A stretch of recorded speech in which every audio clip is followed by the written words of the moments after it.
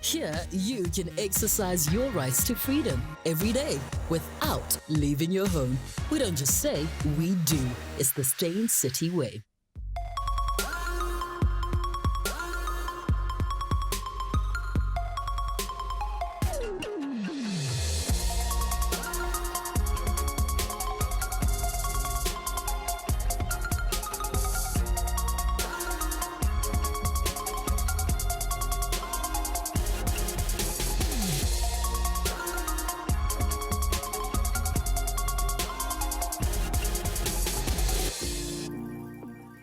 Hello and welcome to Real Talk with me, Anele. We are live on SABC 3. The stage is yours. So growing up, Brenda Ngxoli had never imagined that a daughter of a domestic worker, a product of the migrant labor system, would become an award-winning actress. Her dream was to be a doctor or a lawyer, but life had other plans for her. Her career started off in theater, but her role as the tomboy athlete Vuyo in Home Affairs would propel her into international acclaim. She was nominated for an International Emmy Award for that role in 2007, making her one of the first South Africans to be nominated for an Emmy. She has appeared in many drama series such as Mimi in Chacha,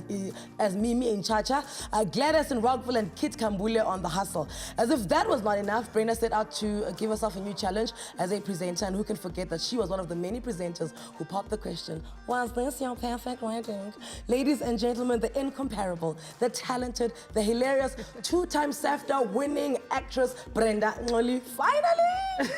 Kunini bekufuna man? Kudala. Yeah! Kudala Mzansi Africa. I can tell you one thing. Anele Mdoda. Akancami necrew yakhe. No, we don't give up. We do not give up. Thanks for having me though. Also because I think like there's people where, you know, you get an SMS there or a tweet there. Guys, have this person on. Literally for you, every week, it's like streams and streams of tweets. Like when we do a great interview with the team, they're like, that's nice, you know? If you could just get that Brenda Ngxoli, things would be great. Thank you, South Africa. Jonga, it's so funny. I was watching you talk about your role in The Hustle, The Hustle.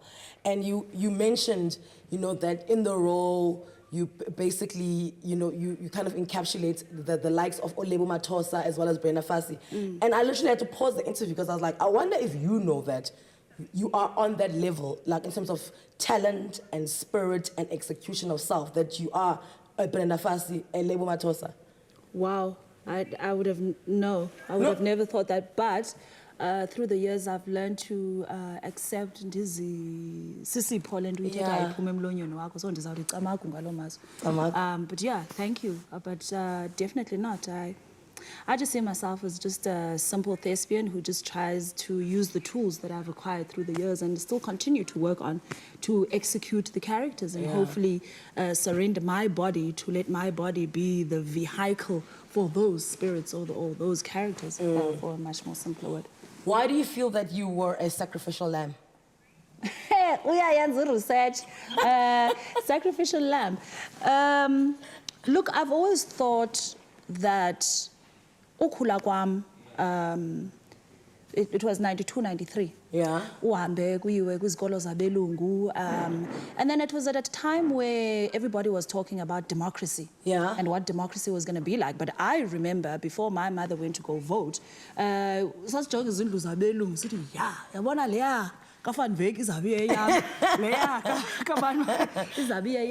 but the idea of what democracy and the new South Africa meant to us and how it actually ended up playing out and in everyday life, it was different. And then you then also say, well, okay, I am this generation that is expected to sit in a class and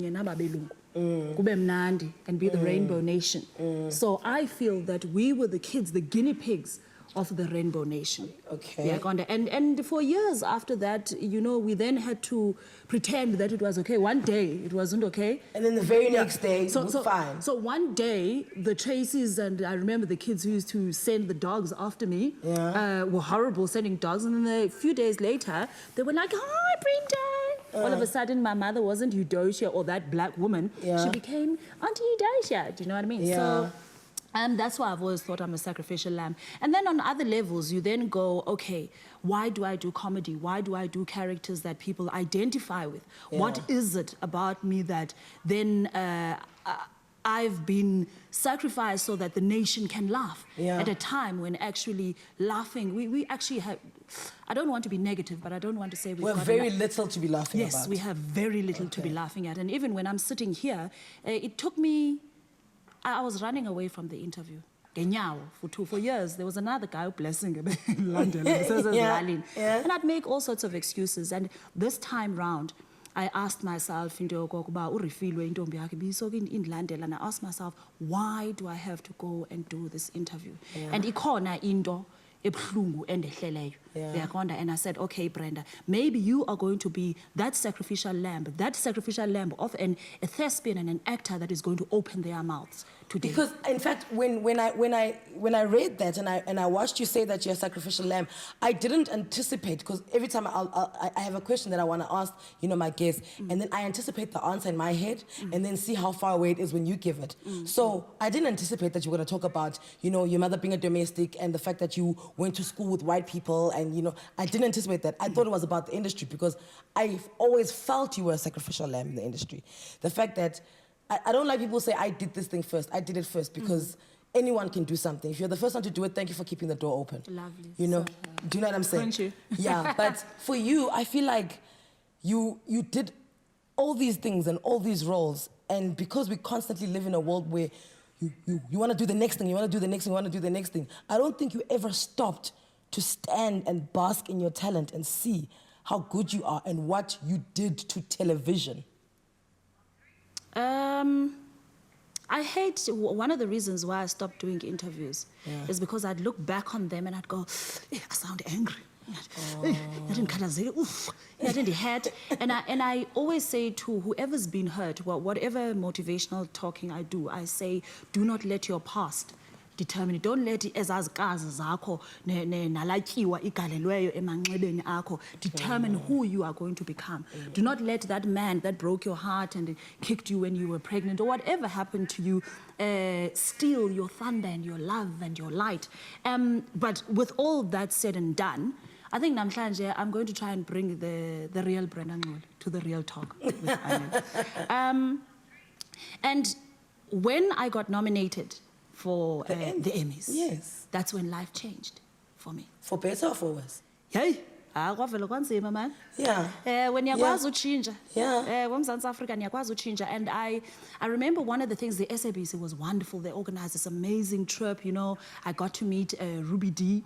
And before I got to Ruby D, someone who I was with, part of the South African delegation, wandithuka apha endleleni and said, Brenda, well, don't on you. You'll never work in this country again. Why? What does she think you did? I'm not quite sure. What I did do, though, is that I asked her to hurry up because we were going to be late. And I don't think I should have done that because of who she was or is. To the extent where the guy who was driving had to say, no, yo, you got to stop shining this girl, man. You got to stop, So by the time I got to Ruby D, but I had that thing that the show must go on. I'm a theater actor. I'm not perfect, by the way. So you must know about Brenda, I go perfect within all of this. So, and we got there, and then Urubiti, she didn't say much. I don't even think they picked up what was being said, because what happened, and she said, life is going to change for you. You thought you were a performer, now you are going to have to watch the world. And all this time you thought the world was watching you? When you like, International Emmy, no, and then all of a sudden you're like, actually, no, Brenda, step back, and life did change then. And then I started looking around me and going, okay, I was excited, but I don't think everybody's actually really that excited for me. And then from then, everything spiraled down. All of a sudden, I was a diva. I was expensive. I was, the world which I thought my South Africa would back me up, then became, I don't want to say the enemy, because my ordinary South Africans, they've been there for me. Yes, you take small things lightly, but the ordinary man on the street who says, Brenda, we are watching you. Brenda, do not give up. We are going to, so yes, to a certain extent, yeah, sacrificial lamb. I think so. But I do think, though, that in Ndlovu, I sinned. And my grandfather always used to say, yonke into inexesha layo. And xa isenzeka, yenzeka isizathweni. I don't think I would be this Brenda Ngxoli who's able to be compassionate, to be empathetic to the next person who's got pain if I didn't experience all those things. Okay, so you say that there's something painful that just happened to you in the industry, and you're willing to talk about it. I think we're going to take a quick ad break, and then when we come back, Brenda and I are going to dissect that. Please, your voice notes are always welcome. You've been wanting her forever. Let her know exactly how you feel about her. Brenda Ngxoli in studio on Real Talk.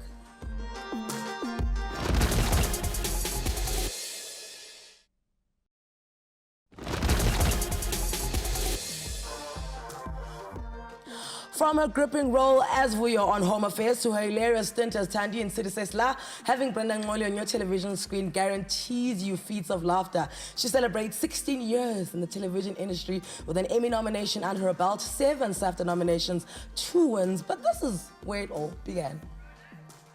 Vuyo. Huh? Hello? Dad? Yeah. I'm Man von denen saß es sein und man sind confused. Toflan? Right, Bob? Yeah, non grand, right? Hey, man sagt ihnen, du hast doch klar mit einer Jure. Ask your young love. You're talking on the Balan. Ish, no, I just move on a band, man. Is it enough no one a mind and she won't to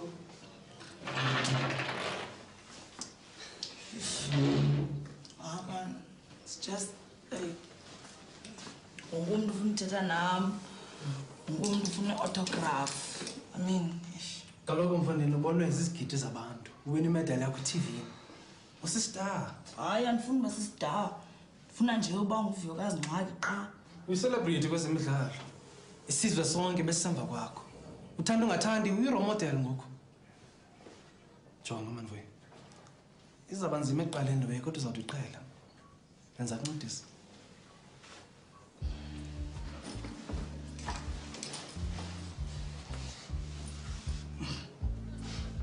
Thembisa. What's a star? I'm not fun about star. Sounds like me. I know. I was like, it's like life imitating art, right? Yes, and it actually took me until last year to accept that actually Brenda Ngxoli ungusazwayo. Yes. And by rejecting that, I'm rejecting a lot of love. So yes, ndingusazwayo, I accept it, ndiyaziwa ndidumile, and yeah, I'm good at what I do. Are there roles where you would be in it and you'd be executing it and you were staying in character like you always did, and whilst in there you're like, oh, well, this reminds me a little bit of my life. Like, I mean, in Spad, you played a domestic and your mother was a domestic. Okay, City Sesla, you were also Thandi there, but I mean, because this was so comical, I think for Spad, it probably hit home a lot more because it are very Afrikaans. Both characters came with, their, gifts and whatever. Yeah. But with every character that I've done, especially after City Sesla, I said, this is the last domestic worker I'm playing. Okay. Lower LSM because I don't want energy in London. Yeah. You're typecasting yourself. Yes. And also at the same time, I read some book that says that the universe prepares you for the roles that you are still yet to play, so that by the time you get there, the emotions are already accessible. So I've had, before Uhastle, I was in a very abusive relationship, extremely. We are gone, and in fact, me being, people would have thought like, oh no, but that's never the case though, because even the person who abuses you, they're abusing you because you are the Brenda that no one thinks can be defeated. Yes, and because you also, everybody goes, yeah, but strong or whatever, so you also then, in retrospect, go, must stop being such a rock. You know, just be a little bit compassionate, Brenda. And also, somebody who abuses you doesn't wake up and abuse you. They start picking at you. Slowly. And you allow them. Yeah. So all of this is not a pity party, South Africa. I'm also taking accountability for things that have happened. But when I got to Hustle, I was asking myself, but why had I seen like all this anger? Yeah. Like he would scream and he would throw things and he would pull his pants down at my mother. He did all sorts of terrible things. And I said, but it was all a gift. I can't thank the ancestors enough for that gift, because I would have never hit those notes, eh? I would have never seen what I then, in retrospect, said, mhlambe drugs, man, the way. So then I found nuances that I would have never been able to find in a book. I love the fact you say, I would have never hit those notes. So for you, being a thespian, it's music. Yes, it was a gift. I was like, in fact, that's SAFTA nomination. Because I would have never. Okay. So every terrible thing or horrible thing or uncomfortable thing that happens to me, I go, what is the lesson? What should I take? What am I being taught here? Yes. Instead of having a pretty party, go, okay, where am I going next? What could this be molding me and shaping me for? Mm-hmm. Yeah, go on. So this thing that just happened to you in the industry, were you prepared for it? Definitely not. What happened? I'm going to make a decision to open my mouth and talk. As I'm going to make this decision, I've had a lot of angry letters from lawyers. I've had things, defamation of character. I've had to think along the way. I've had to say, okay, Brenda, you're going to open your mouth. And then I remembered a clip of a documentary I saw. I don't know if it was on SABC or Upi, and Umamu Winnie Mandela. She had been sent to Brandish to some place in Bloemfontein, yes. Yeah, I remember and that. then she defied. Wabuye. Today I am making a decision I'm going to choose me for once.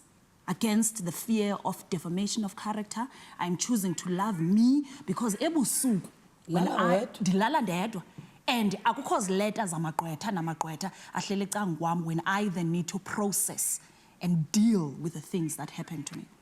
Just in a nutshell, in a space whereby I feel most at home, a space that I love with all my heart, I got fondled by a fellow actor in the Kuhlamatanga during a take, to the extent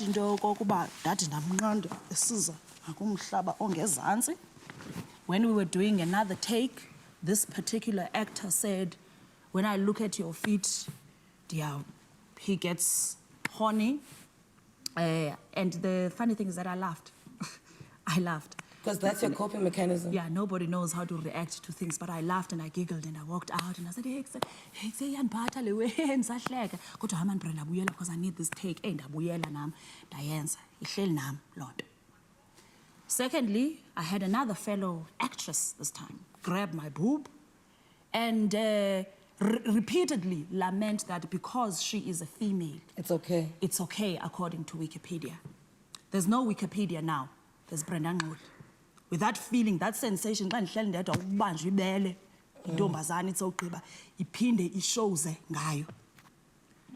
got called Gaffer Mate. I got called Gaffer Beach.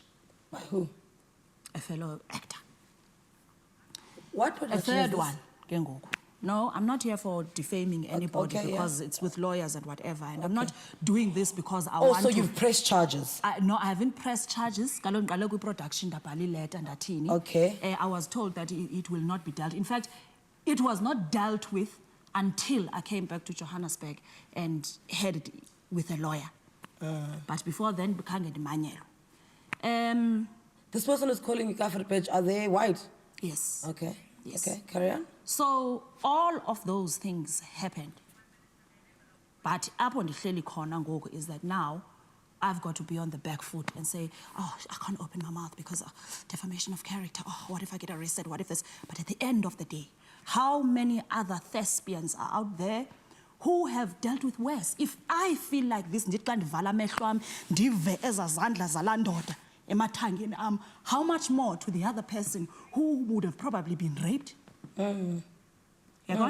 Do you fear defamation more than you fear not ever being cast again? Because I feel that's why women don't speak up. I've been through that already. I've already been called a diva. I've been called everything.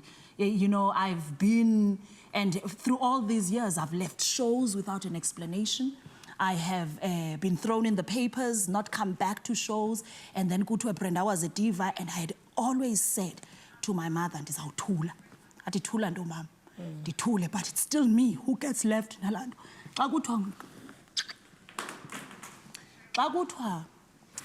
the one thing that you love and you throw your whole life into. I research more than anyone I know. I've got methodologies. I call myself a one-take wonder because I come to work more prepared. I come to work knowing your lines, Anele. Nobody ever goes to the newspapers. No producer has ever written a letter of appreciation and saying, thank you, Brenda, for making my show. There's a show that I did where the concept was love. I won't say which one. That particular show, I asked myself again, why am I here? Why do I... Before then, I'd never been Yes. So I said, why am I here? And from then, I started researching about love, the concept of love, from all these religions, from all these cultures. But when I left the show, when I was sitting at that producer's room, I was told everything that I knew not to be true. I was told that I'm difficult with the crew and cast, the same crew that we used to pray before we go on the road because we are traveling in a tears. There's no insurance for when if you die along the way. I never had an opportunity to put that into the papers. That particular show, I was eating 70 rands a day. Tell me, what will you eat 70 rands divided by 3 meals? I will tell you, because I was there. Uja Roman's pizza. That time, 20 rand. 1995. And you went for free. And so, uja Roman's pizza, uja mean, uja late. And then my South Africa and talk about love. When I left that show, I didn't even get a thank you. Till this day, when I meet the producers, they look at me like they don't know me. But in that Benzeli show. Nomzans Africa. Anyway, the thank you that I got is from a couple, a lady that subsequently passed away as I left that meeting. And actually at that meeting, I was told that they wanted to decrease my rate. These are things that don't make it to the newspapers. They wanted to decrease my rate, and I said no. And as I said no, man, Brenda, zithande ungoyiki. I can't go around telling the world, love yourself, black love, when I don't love myself. You see why I call you the sacrificial lamb? Listen, time for a quick ad break. When we return, we chat to Brenda on living in the Eastern Cape. She's now a farmer. She has herdsmen. She's got cows and sheep and chickens, and want to talk about starting the BBC, Brenda's Broadcasting Corporation. Come back to us.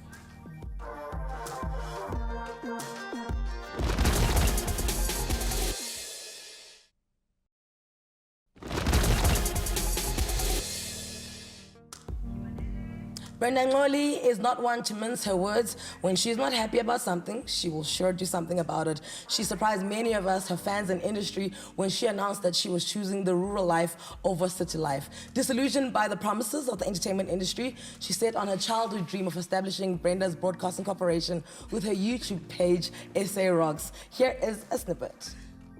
Good afternoon, good evening, good day, ladies and gentlemen. I hereby welcome you to the official inaugurational speech delivered to you by the leader of the latest, newest, and greatest political party called the official opposition to the opposition. I am your leader, and my name is Noqabela Iqhina Engena Chala. Let me start off by telling you, ladies and gentlemen, that this is an open speech letter to the Democratic Alliance, POO, which I so easily call the devil is alive, the devil is awake, POO. May its existence come to an abrupt end. Yes. Pooh. So listen, you went to a fisherman primary school. Yes. Is this full circle for you? The fact that now you're hanging out with the animals again? This is your life. You wake up in the morning and you let the cows out and you let the sheep out and you feed the chickens. Look, I'm a product of the migrant labor system. Yeah. A direct product, which then means go December, Nicola, railway, And you all the go chickens, home. and you go home. And at some point in my life, I remember I was sitting in Dubai and coming back, and I'd just been, some guy just proposed to me in Tontoni, and the life was Germany and Austria, and it sounded like so grand, and I could just go and live a better life and forget about my people. And then when I came and said, I know the streets of Austria, Wien, better than Ikolobe, nezalali zapha. And then I said, no, I've got I'm cleverer than this. I will not fall into that trap. And I immediately came back. I was staying in Sandton at that time. I packed up my stuff. My mother had thought, she thought, oh, no butakati. And I thought, no, we are this. And I packed up my stuff. I called e-taxi in Indoni because I always send furniture home via OCIM. Yeah. And then I sent all my stuff home, and I went home. So you didn't go broke and no one would hire you and you didn't have money and you had to go back home? I made a decision to go home because I was not happy in Johannesburg. No amount of money, no amount of ndoni. I remember going to Rosebank, it was Tengile's way, I was a body shop, spend time on yourself, Brenda, love yourself, love yourself. No, your environment says a lot about you, Brenda. Maybe this environment is not for you. So I went home. And I found Brenda, I refound myself. And I'd always said to myself, how did my ancestors do it? Because they never went to work. Yeah. But yet they were living a wealthy life. They always had food. Yes, in fact, in abundance. Yeah. Yeah. They had land. So I was like, no, man, I'm not going to be held by the neck. Go to the next audition. Go to the Ndondoni. Go and smile with the producers. Drink Go wine. network. Go network. Go network, hustle. friends. No, do you know what that hustle means? I might also have to go like this to brother Bray, or brother Hoo. And unfortunately, I also do have openly that thing, but I don't give it up. So yeah, I don't smile like that for my talent. But Shamla Dandala told you to never be a mattress, you're talented. He told me.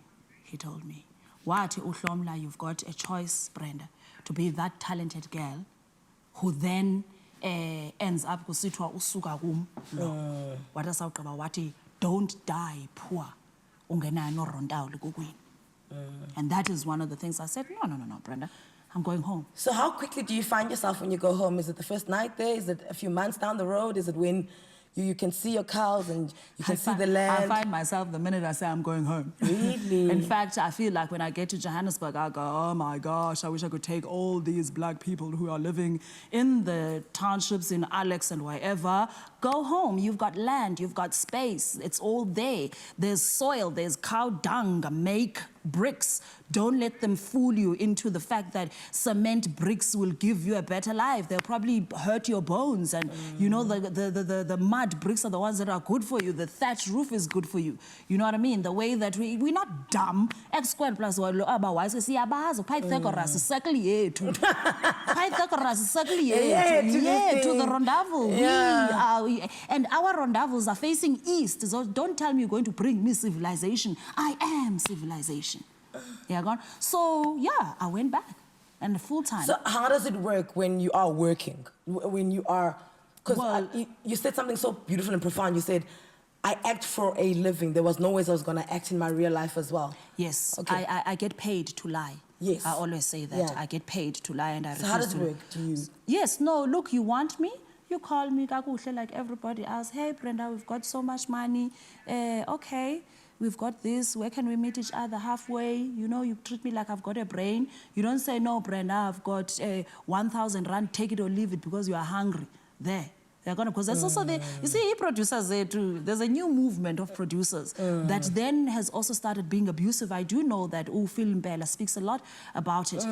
That's saying that it's actually our own black people who will treat you like IQ Yako is under the roof. They're gonna, so yeah, you book me, and then people in the Eastern Cape, they've been booking me. I've been emceeing, I've been motivational talking, Diapila, I've been living, I've been looking after my chickens. In fact, when I went to the SAFTAs, I went to the SAFTAs and I was like, oh, Brenda, went to the SAFTAs, had fun. And then when I came back, I was like, oh, I must go. So I thought, okay, let me go stay with a friend. And as I was with this friend, I looked around and I said, hey,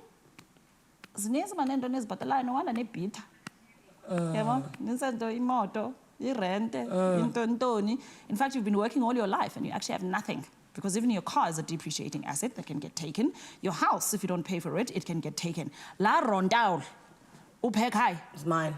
Let me go home. They are gone. And I got there and I said, hold a chicken, a geese, a pig, hold everything. Because the house we are lunch.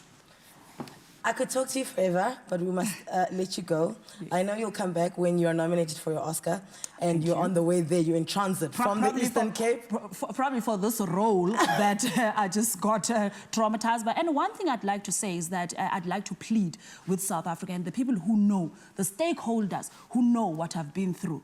Why are you guys quiet? Why am I being lambasted with letters and I don't sleep at night and the bills are piling up when I know that somebody knows and somebody has the power to say this is not right? And I encourage all other stakeholders, corporate companies, when somebody writes a letter and says somebody hurt me, don't keep quiet and look the other way, because it's actually not nice. And that is all I'm going to say. Let's leave it there. You can follow her on Twitter. It's @Ngxoli, Ngxoli. Go follow her, talk to her, engage her. After the break, we meet activist and writer Sisonke Msimang. And go spread.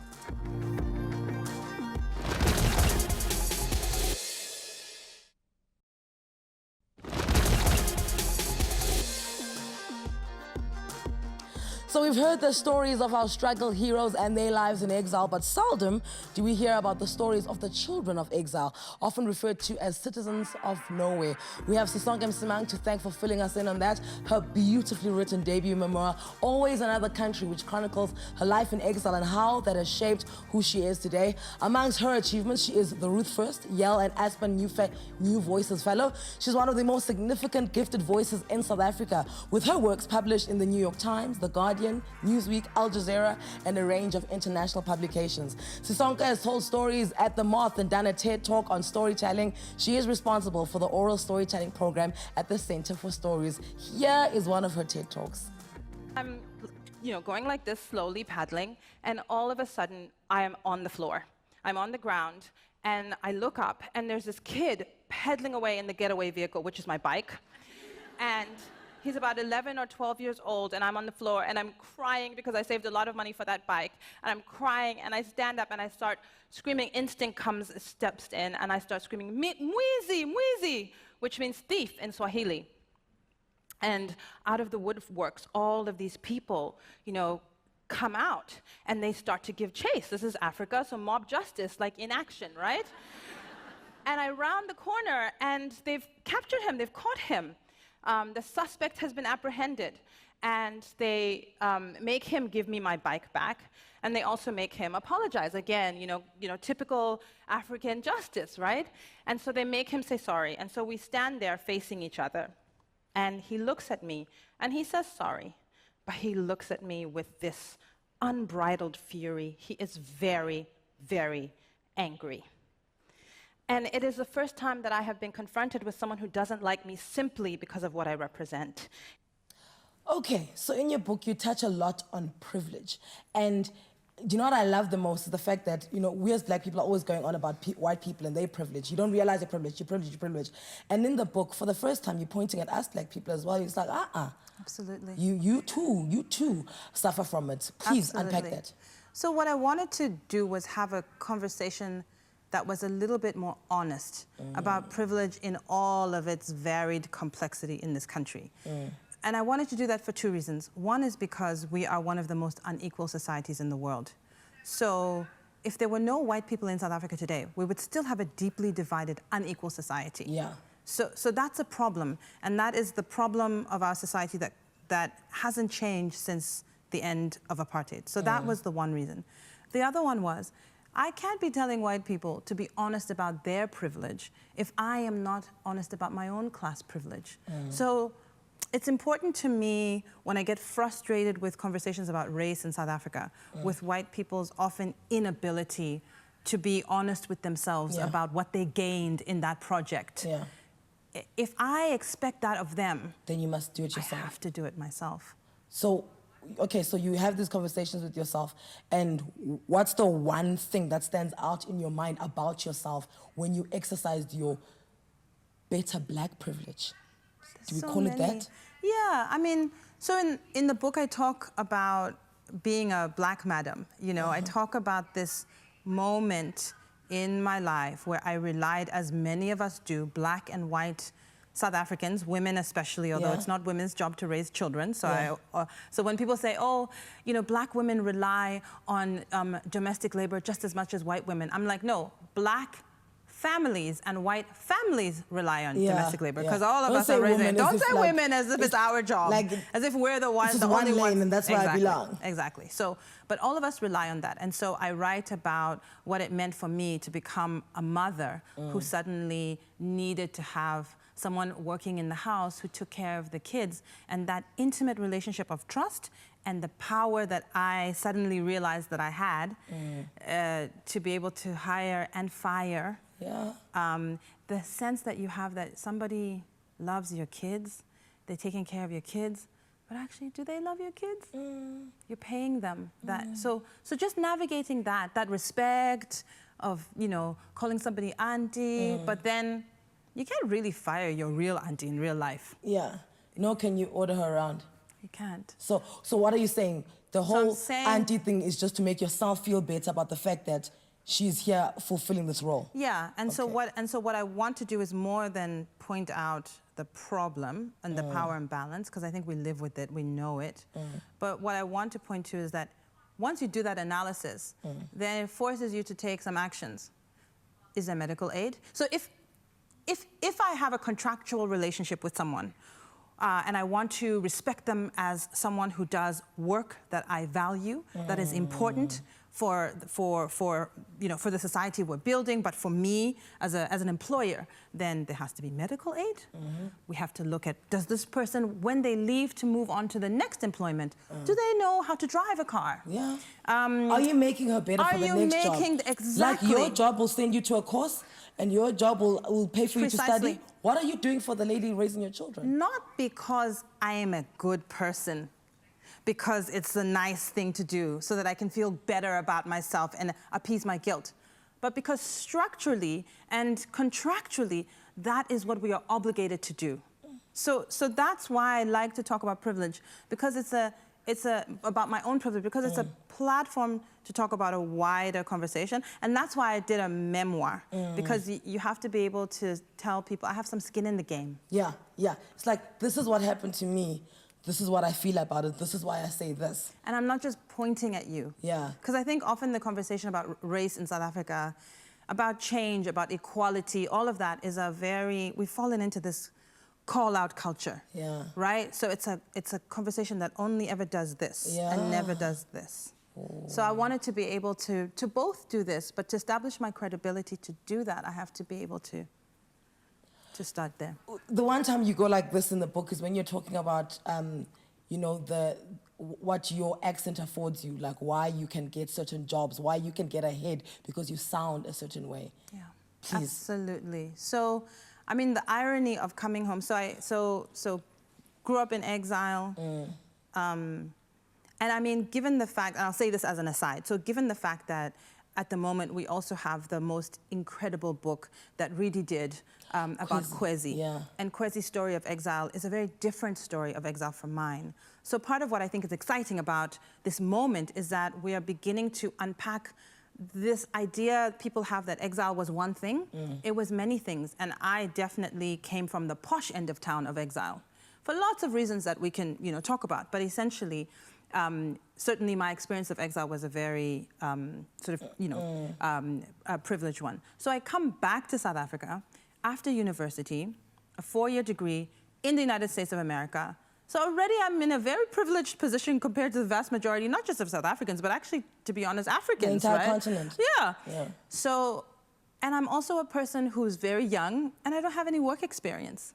So I'm not really a great candidate to be hired, especially for a community project. Yeah. But the razzle and dazzle of the accent and the fancy degree and in some ways, I suppose, what they might have seen, I didn't see it so clearly then, but the surname and the ties to a political class gives you a leg up. And if I can't name that, so that doesn't make me a useless person. That doesn't mean I haven't worked hard in the subsequent opportunities I've been given. But it does mean the melting pot. But it means I got that job before another graduate who actually had grown up in a particular community, who was going to be able to implement community projects far better than me would have been able to do, right? So that's what I try to do in the book, is turn the spotlight as much on myself as I do on the society, which I think needs much improvement. Listen, the book is fascinating. So she lived and was educated in multiple countries, so we can safely say she's been brought up by the world. There's still much more to talk about with Sisonke: marriage, motherhood, and the loss of her mother. We'll wrap it up with her. Don't go away.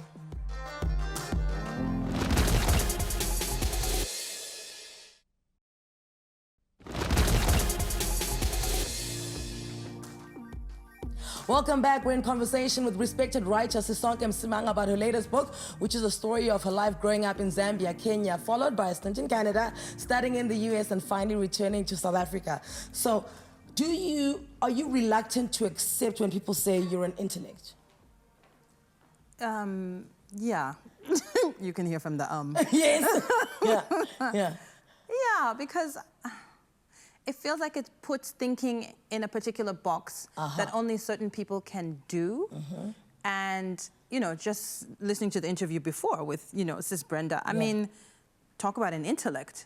There's no question, right? So, but we wouldn't call her an intellectual. We would call her an actor. We would call her a performer. We would call her an MC, you know, other names. But I'm interested in kind of democratizing and expanding the idea of who can think, who can lead us in the world of ideas. And I think that has to be something that belongs to everybody, in part because for so many years there were only certain people, a certain class, a certain political formation that had the mantle of thinking for us. And I think it gets you in trouble when you put all your eggs in certain baskets and you give responsibility to other people for thinking about the future. I think it's all South Africans' responsibility to think about the future. So, I mean, would you say you're a feminist? Yes. Okay. Do you remember the day you decided to become a feminist? Or is growing up in the household that you grew up with a mother who was a force, you had no other option but to be that? Yeah, I think the community of women I was raised with and exposed to made it no option for me but to be a feminist. I also think that many of the women in the community that I was raised in would not call themselves feminists, and I'm completely comfortable with that. And often, especially when you do like community work, I seldom lead with that word feminist because it's too spectacular. It's a very dramatic word. And I found in the last, say, 4 years, 3 years, it's quite dividing. It can be. I find it to be quite dividing because it's, you know, there's your brand of feminism and then there's mine, and now all of a sudden we can't get along, whereas I think feminism in itself means that we should get along. Yeah, so I personally don't think there's anything divisive about the idea that women are full human beings, but I do know that there is a thing that exists in the world which is a stigma that the word has. So while I claim it for myself, I'm very proud and comfortable to say that I'm a feminist, I'm also strategic. So there are times when I'm not gonna go out waving the flag of feminism and say I'm a feminist. Feminism will be in my actions. Feminism will be in the way that I maneuver a situation. Feminism will be in the outcomes of what I want, which is an equal and fair world for women and girls. But I don't think that the word doesn't matter to me. I think it's important that the word doesn't matter to me. Good. Yeah. Good. I have so much to ask you. So do you think you marrying Simon healed you of you believing you were a racist? No, I never believed I was a racist. I was and continue to be someone who believes strongly in the dignity and upliftment of Black people. I am someone who writes often and will continue to write about questions that challenge white supremacy. And I do that as much in my personal life as I do in my public life. And it's always very funny because people are like, all the Black feminists, all the Black women, all the people who talk about race, they're always married to white men. And it's, one, it's not, as we know, it's not true. It's not true. But also, when people find out they feel as though you lied to them, or they feel as though something about you has changed. But what's interesting is, I'm like, every time I was writing those articles, I was already married to the white guy. So nothing, I haven't changed. You just didn't know that piece of me. Yeah. And part of the way I treat that in the book is to say, it would be, I find often the conversations and the questions about interracial relationships in South Africa, I find them so boring. It's such an obvious question, like, so what's it like? What's it like to be married? You know, it's what about the kids? And I'm like, do you think that's the first time you ask? If you're like, do you think that that's the most imaginative question you can ask? So that's on the one hand. On the other hand, I do think it's a very deep and important political question about this idea that you think that the question of blackness and whiteness could ever define what I have in a personal relationship with someone, right? You think that could ever begin to define what it is. When you and Simon sit and you're speaking about yourself and the fact that these questions always come, what do you wish people would ask you? Because you're like, oh, yeah, everybody asks me that. But like, what do you wish people would ask so you could actually just be like, actually, yeah. Are you with him because he's rich? Oh, okay. Are you? I have more money than him. I was raised by a mother who said women must be financially independent. So the one thing that was very important to my mom was this idea that we save. The first, you always put money aside, have money so that you have choices. I know she wanted like that you guys would buy property. You need to buy property. We're still finding out properties and things that she had, that she kept away. Multiple bank accounts, many of which my dad never knew about in her life, right? Because the notion of not relying on a person for anything. So I wish people would just ask that question, because that's an easy one to dispel. Then we can talk about more substantive, more real, kinds of questions and issues. And all these more real issues are in this book. Look at this. Trust me, okay, it's holiday, you're going away, you're gonna have a week or two where you can relax. You want to buy Always Another Country by Sisonke Msimang. Thank you so much for your time. Thank you, When are you going back to Australia? Tomorrow. Really? Yeah. I tried an Australian accent and she was just like... It was such a bad accent. Do it. Do it for the people. Good day, mate. Oh, no! Top of the morning to... Terrible. Terrible. How about a pint? No. Do you have one? Are you British? Are you British? No, I'm trying to be Australian. Cheapest. How you going, mate? How you going, mate? How you going, mate? How you going, mate? You're getting there. Let's put some prawn on the barbie. Let's put some shrimps on the barbie. I went Jamaican there, Barbie. All right, listen, go and get her book. The book is as fabulous as she is, trust me. Sisonke Msimang's memoir raises many questions to think about our sense of belonging and what we call home. Trust me, loss, collective memory, the illusion of non-racialism, more importantly, exile and becoming a journey and finding a place called home. Always Another Country, published by Jonathan Ball, is available in all major bookstores. Thank you so much to Sisonke. Thank you so much to Brenda. If you missed the show tomorrow at 9 a.m., I'm overheating you out of excitement. Let me just go home. Bye. Maybe I'm going through menopause. Who knows? Bye.